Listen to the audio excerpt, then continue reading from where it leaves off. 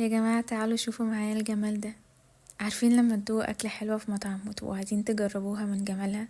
اهو ده اللي حصل معايا في الشوز دي. لما شفتها عجبتني وكان نفسي انفذها اوي، بس ما كنتش عارفة انفذها ازاي. فضلت وراها لحد ما طلعتها، والحمد لله طلعت زي الشكل الاصلي بالظبط.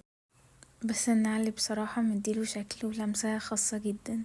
بالنسبة لي شوز الهاند ميد عاملة زي شوز الجلد الطبيعي بالظبط كده، مريحة وشياكة وليها مناسبات خاصة كده مميزة يعني.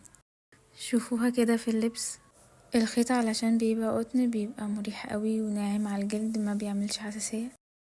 عجباني قوي بجد. وطبعا عادي ممكن نلبسها بشراب فوال او كريستال على حسب ذوق كل واحد. طبعا بقى مستنية رأيكم، شوفوا الفيديو للآخر وقولولي بتحبوا الجزم الهاند ميد ولا لأ.